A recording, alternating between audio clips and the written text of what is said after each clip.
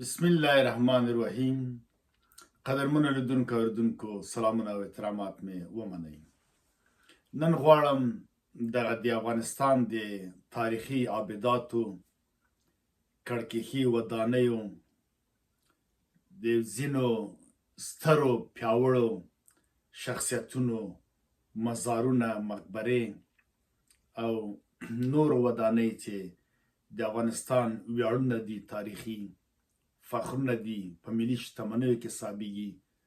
دا ویجاړېږي، ورانېږي او چارواکي دې ته ډېر زیاته پاملرنه نه کوي. د ده په عللو او عاملو باندې وغږېږم او د ګټې څه شي دي. دوستانو، هر هیواد، هر قوم، هر ملت، هره طایفه ځانته هویت لري، تاریخ لري، بنیاد لري. هغه دې ته ارزښت ورکول کېږي، اعتبار پیدا کوي په نړیواله کچه باندې. ریښه یې معلومیږي دا څوک ده، د کوم ځای ده، چې بې بنیاده نه وي. نو دا تنها په دې نه ساتل کېږي چې لیکنې دي او تاریخ ته ولیکل سي او دې ته مستندات هم پکار دي. علاوه له هغه نه دا خپله تاریخي آبدات، تاریخي ویاړونه، شتمنۍ، ودانۍ، دا ټول هغه مستندات دي چې نړۍ په دې باندې هر هیواد کې، هر قوم کې، هر قبیله کې، هر طایفه کې، هر ټبر کې چې دی په ده ویاړ کوي. او دا هغه مستند کره شواهد او اسناد دي چې نړۍ په دې باندې باور هم کوي، په ده لیکنې کوي، ساتي یې، پالنه یې کوي. نو بنان کله چې ویجاړېږي،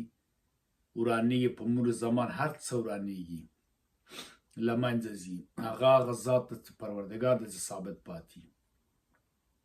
نو بنان بشر، خلک هغه پالنه په دې کې چې رغوي یې، جوړوي یې، دا څه نه چې بڼه یې بدله کړي، په همغه بڼه باندې هماغه توکي ورته پیدا کوي، جوړوي یې، روانوي یې په ډېره خواشینۍ سره. په دا 50مه لسیزه را دې خواته کله چې په افغانستان کې مختلف حکومتونه راغلل او سقوط و حکومت له منځه یوسي، یوه ډله او بله ډله، خاصا د داود خان له وخته چې د جمهوریت په نوم باندې سلطنتونه ړنګ کړه او جمهوریت یې ونه ساتلی، خلکو پرچم راغلل او بیا دغه نور خلک د اسلام په نوم، د دین په نوم باندې اشرار راغلل، چورو چپاول او ویشتل او ټکول. بیا د جمهوریت په نوم باندې غله او غاصبین او مفسدین راغلل. او اوس هم چې ورته ګورو د دین او د جهاد او د اسلام په نوم، د سوچه اسلامي په نوم باندې، د طالب په نوم باندې دا خلک راغلي چې خپله ورته ګورو چې نه تعلیم پرېږدي او نه بل پرېږدي. په هر حال دغه حالتو لاس ورکړه پاکستان ته، پنجابیانو ته، چې دلته د پښتنو، خصوصا د پښتنو، ټوله کې افغانانو، د افغانستان او په ځانګړې توګه د پښتنو تاریخ، آبدات، ودانۍ، شتمنۍ، ویاړونه له منځه یوسي او په سپکه ورته وګوري او وران ویجاړې کړي، چې د کوزې خوا پښتانه د پلار نیکه وطن هیر کړي او دې خوا ته بیا نو پاملرنه ونه کړي. همدا لپاره بې ثباته ضعیف حکومت هم د دوی پکار ده، چې دوی پوه نه شي احمدشاه بابا څوک ده، میرویس نیکه څوک ده، شاه ماصف غوري څوک ده، وایبک غوري او شهابالدین غوري څوک ده، لودین څوک ده، سلطان بهلول لودین څوک ده، ابراهیم لودین څوک ده. همدغسې دې خوا ته راځه نو وزیر اکبر خان څوک ده، ایوب خان څوک ده، بیبي ملاله څوک ده، غازي عادل څوک ده، بیبي عینو څوک ده. دا باید هیر کړي، دا باید په دې ووایي چې بابا دې څوک ده، علي جناب بابا ده رحمت الله علیه، شهناز شریفه بیبي د دوی اتله ده، ضیاءالحق داسې کړي دي، بېنظیر داسې کړي. دغه درس به دوی ته ورکړي. نو بنان دلته بیا آبدات، تاریخ، بنیاد ورکوي. بیا کله چې یو خبره یاده سي دلته په تاریخ کې یو داسې یو کس تېر سوی، بیا وایي نه دا جعلي و، دا افسانه‌ایي ده، دا دروغ ده. ځکه کومه د هغې اثرات کومه دي،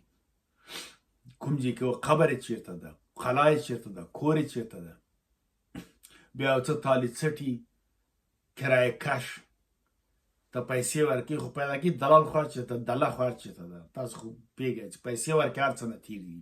هغوی ته بیا ورکوي بیا هغوی په کینی په مطبوعاتو کې مجلسو کې چې زه افغان نه یم صاحب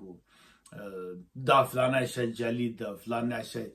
داسې ده فلانی داسې ده د پیسو په مقابل کې بیا دوی هم تاییدوي بیا نور تالي څټي ورته کیني بیا دې پسې ډول وهي دا یو پروژه ده برنامه ده شروع سوې ده نو بنان له والیانو نه مسؤلونو نه چارواکو نه له ټول نه دا هیله کوو که وجدان لرئ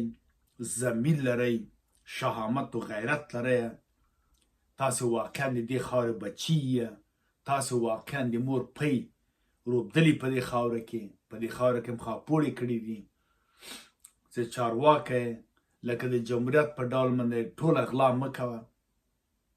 اول هېڅ مه کوه که یې انصاف نه کار واخله هغه بدعت تاریخي چې ورانېدو کې شنېدو کې د ورکي هغه جوړ کړه موږ ډېرې چغې وولې خصوصا ما چې د ستر احمدشاه بابا کور چې د افغانستان کور ده تاریخ ده بنسټ ایښودونکی ده دا د ورانېدو پال کې ده په والي م غږ وکړه څو وارې په چارواکي م غږ وکړه کور یې ودان کار یې پرې پیل کړه باوجود چې هغه خان ته نه پرې کوم بل ثبت ورکړی بل سیستم باندې جوړوي هغه بنیادي هغه چې د بخارۍ سیستم باندې و له ګچ و چونې نه جوړ شوی هغه کار یې ونه کړ خو بیا هم په رغونه کې خدمت وکړ امر یې وکړ جوړ یې کړ جوړول ته پیل وکړ او همدا څنګ کې یو د شاه مسجد و چې د احمدشاه بابا دوه زمنداراب و شاه بابا ته امامت باندې لمونځونه ورکول خپل احمدشاه بابا ته لمونځ کوم دا یو خاین والي په نوم توریالی ویسا چې له ده نه پورته بل خاین په دې تاریخ د افغانستان کې نه و تېر سوی دا یې په تاجر ده کریم نومیږي په ایران کې او د ایرانۍ ښځه هم لري لورګانې مې ایرانیانو ته ورکړي دي هغه تاجر باندې دا خرڅ کړل ته مارکیټ جوړي هغه بیرته ایسته کړه پخوانی جومات بیرته یا که چې هغه شاهي مسجد و تاریخ ده احمدشاه بابا ته لمونځ کړی ده دا هم بیرته جوړ سي باوجود دا توریالي ویسا خرڅ کړی توریالي ویسا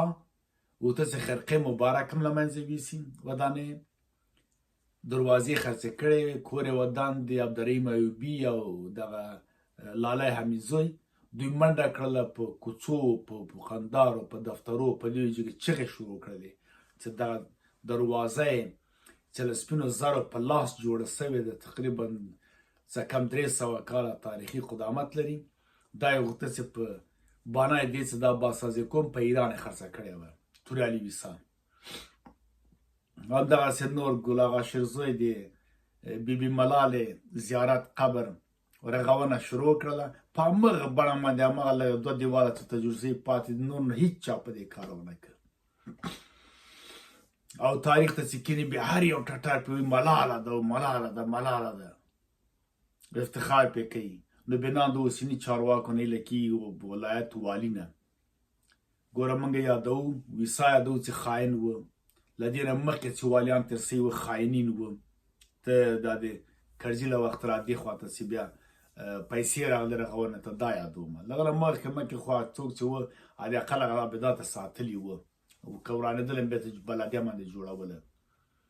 نو دغه والیان ګوره موږ ټول خاین ورته وایو باله توریالي ویسا هم چې راغله ته دا اوسه پورې موږ خاین ورته وایو بې حیثیته ورته وایو بې غیرته ورته وایو ځکه دغه تاریخي ابدات د جوړ نه کړ خو تخصیص ته وایخله همدا اوس ټول ریاستونه هلته شته ریاست فاید عامه په قندهار کې شته ریاست ښاروالي په قندهار کې شته ریاست شهرسازي او بازسازي شته ریاست معارف شته ریاست لوړ زده کړو شته او ریاست اطلاعات و فرهنګ شته هر یو بودیجه او تخصیص لري نو دغه مسؤلین چې دا تنخواه اخلي او کار نه کوي دا خو حرام ده حرامیان دي دوی که نه د بیبي ملالې زیارت باید جوړ سي شیر سرخ کې هغه مځکه چې جرګه سوې دلته باید چادیوالي د جرګې جوړه سي تعمیر د جرګې باید جوړ سي بنیادي وروسته له دې نه جرګې باید هلته وسي د صابرشاه کابلي قبر ډېر ساده ده باید برغول سي له ټولو مهمه چې ما ویدوم په دې کړې ده ډېره مهمه د دا ده چې د قندهار والي صاحب نه بیا هیله کوو، عذر ورته کوو، زارۍ ورته کوو، څنګه د احمدشاه بابا کور و کار دی پیل کړ. د ستر نیکه میرویس نیکه کور هم 2-3 ورځې مخکې ماته یو ویډیو راولېږله او ومې لیدله چې د نړېدو په حال کې ده. صرف هغه خونه یا کوټه چې ده پکې خوب کړی هغه لږ پاتې وه، نور دیوالونه هر څه ناست دي. دغه رغونه کې توجه غواړم، پاملرنه غواړم. دا ډېر مهم ده. د زرغونه اناو دا خو جوړ سوي دي چې دا ودانۍ بیرته ورغول شي، ځکه دا بنیاد ایښودونکی د افغانستان اصل میرویس نیکه و او جوړونکی زموږ ستر بابا احمدشاه بابا ده. دا جوړول او د زابل بې کفایته والي ته چې ما مخکې ویلي بیا درته وایم چې د محمد هوتک قبر بلکل ښکارېږي لا نه. په دغه باندې خو ته کولی سې د اقل د خپل جب نه هم یو څو روپۍ ورکړې او یو عادي شی ورته جوړ کړي. تنې خو باید بنیادي اساسیات ته یو جوړ کړي. دا یو افتخار ده د موږ، ویاړ ده، یو فرهنګي ملي شخصیت و د افغانستان د شاه حسین هوتک په وخت کې. د ده جوړول ډېر مهم دي. او که وایې چې دولت پیسه او تخصیص نه درکړي یا درکړي جب کې راچول، موږ ته وایه زه به دلته چانډه وکړم اروپا کې او $100 او $1000 به درته راټول کړم، په ما غږ وکړه، دا جوړ کړه. د ناصر قوم په شکردره کې مې څو وایه ورته وویلې چې دومره یو نر تاسو که نه څه چې 10 روپۍ راټولې کړي لار کور نه، که نه 100-200 خو درکوي. داسې خلک هم شته چې دغه د سیدال خان ناصري مزار ورغوئ، دې ته هم تاسې ناست یې. ولسوال د شکردرې خو غل ده، غل نه یې خدا به یې کړی و. هغه والیان، ولسوالان، علاقهداران چې په ولایت کې د رغونې کار نه کوي یا ابتدا تاریخي نه جوړي د پاکستان په امر، دا خاینین جاسوسان دي، د ایسای سپیان او ګوډاګیان دي. دغه الفاظ به نور دوی ته استعمال کړو. دنه ښه الفاظ نور بل نسته. دغه تخصیص ته بودجه چې نسته، مطبوعاتو کې ورته ما ته تخصیص رانه کړه. پیشنهاد مې ووړه چې زه راځم مثلا والي د هرات ووایه دغه مونار چپه کېدو کې، ما وویل تخصیص مقام ته چارواکي ته رایم نه کړه چې موږ پوه شو چې خاین جاسوس غدار څوک ده، څوک یې نه جوړوي. د میرویس نیکه کور په شنېدو کې ده، والي هلته ناست ده. د نازو انا کور، د میرویس نیکه د شالم کور په زابل کې چپه کېږي، والي ناسته غږ نه ورته کوي. د غور منار د شنېدو په حال کې ده، والي د غور ناسته غږ نه کوي. همدغسې لاړ شئ اوس د همدغه جومات د امان الله خان د قبر څنګ کې جومات ته نیم په خرابېدو حالت کې ده، والي د ننګرهار قرار ناسته لاس نه واوړي. د موږ ولایت میدان وردګ خو یو قدم د کابل کې څو څه پورې یو سړک پکې جوړ شوی نه ده. په دومره باسازي او په دومره جوړېدو په دومره هغه کې چې هغه صاحب پنجشیر کې مې جوړ کړ، په بامیان کې مې جوړ کړ، صاحب په فلاني ځای کې مې جوړ، فلاني دلته یو پوخ سړک نه جوړېږي. او دا ولایت خو د چارواکو له یېر ده چې کوم والي به چې ډېر زارۍ کړل چې ما چارواکه بیا به راوست میدان وردګ ته. د میدان خلک هم نو چپ په ارام ناست دي، هېڅ غږ نه پورته کوي چې ولې نه د څښاک اوبه شته، نه سړکونه یې جوړ کړل، نه کلي ته، نه هلته چک وردګ کې بند د برق ده، برق دوره نه کوي چې یو مثلا ترانسفر یا مثلا یو بل ذخیره ورته کېږي یو لږې زیات کې ټول میدان ولایت ته هم برېښنا ورکول کېږي او د سنګو ولایتو ته هم یو ترانسفارمر چې بل ورته جوړ کړي. دومره کار نه کوي. والي د نوزي ولایت کې کښېني، بس دې خوا یې خوا ته به څه ډوډۍ مډۍ وخوري، پیسې جیب کې واچي، بېرته وځي لاړ شي. که نه یې خو داسې وګورې کوم کار. مونږ خو دوی سره اړیکې لرو. میدان خو د ما کلی ده، تمام ورځ زه غږېږم د همغه چې پیدا صاحب لوی سوی یم، هره ورځ مې خبرېږو چې حالات څنګه ده.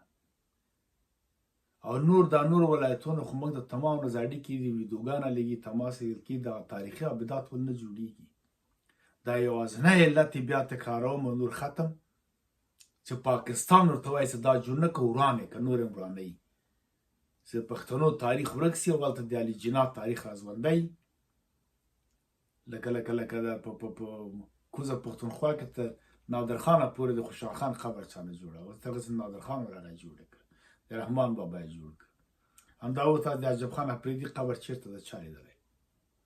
د ایمل خان او دریا خان چېرته ده د پیرو خان چېرته ده د سوادي قبر بیا د کلي خلکو بیا پخڅه ورته ولي دا نه پرېږدي دا شیان تاریخ دې باید ورک سي له منځه لاړ سي همداسې نور تاریخي ابدات دي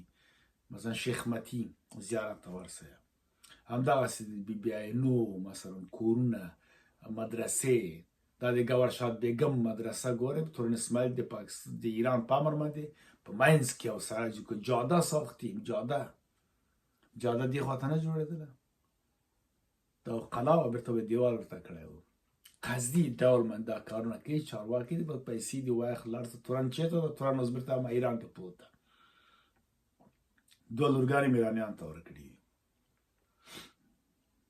نو بنان بیا هیله کوم چارواکو نه چې دغه تاریخي ابدات په هر ولایت کې چې دا ورغوئ او که نه رغوئ بیا لکه توریال ویسا او لکه نورو غوندې خاینین به یادېږئ لعنت د خدای به خلکو ته پسې وایي لاړه به درته کوي قبر ته هم درځي لغته به درماندې وایي او که امکانات په داسې اړو کې به دې راباسي د سزا په توګه یې ماتوي نسل ته به دې توهین او تحقیر کوي لکه دا اوس یې کوو هر والي تېر سوی و چې مثلا په غزني کې وه که پا کې وه د څه نوم خالد په نوم باندې یو څوک و چې بیا ولګېده په ماین کې نه یې په غزني کې کار وکړه نه یې په قندار کې کار وکړه ځکه جاسوسان وه اجازه یې نه وه تاسې غزني ته لاړ شئ څومره تاریخي ابدات دي تخصیص راته ورکړه څه په نوم د دې څه فرهنګ اسلامي په نوم باندې جوړ کړه سعودي پیسې ورکړې امریکا ورکړې هم بې کفایته والیانو هلته چې ونه کړل په غزني کې هلمند ته لاړ شئ لښکرګاه قلات چپه ده هېڅ هغه یو کمان پاتې ده بس دا ولې نه رغول کېږي په هر حال باندې بیا درېیم څلورم ځل بیا هم دا وایم چې تاسې هیله ده چې دا تاریخي ابدات جوړ کړئ چې دا هویت و حیثیت و عزت و تاریخ د افغانانو ده د افغانستان ده دا به نو نه ورکېږي پخواني بې کفایتو دا کار نه کړه مګر نه پوهېږم دا و د سنجر و دارا قبر چېرته ده د سلیمان شاه د احمدشاه بابا مشر زوی قبر چېرته ده هرات کې ده چېرته ده هرات کې پیدا یې کړي که دا ولې دوی ته کار نه کوي دغه لورګانو قبرونه چېرته دي همدغسې زید دوست محمد خان زمن مثلا ډېری نسته یو وزیر خان معلوم دی یو حیدر خان معلوم دی یو شریف خان معلوم نور ورک دي کار نه کېده سلسله ده مثلا بیبي مارو بچیان چېرته دي د زنبورک شاه قبر سره واخل ورک ده کار نه کېده مسئولین بې تفاوته وه نو تاسې بې تفاوتي مه کوئ که نه بیا نو د خاین و غدار نومونه پرېږدو موږ په دا ویډیو به دوام لري انشاءالله میاشت که بیا وارې بیا څېړنه کوم پوښتنه به کوم که کوم والي پیل کړی و کار تقدیروو به یې که چا نه و کړی بیا به خاین و غل و غدار ورته وایو ومن الله توفیق عزیز مارج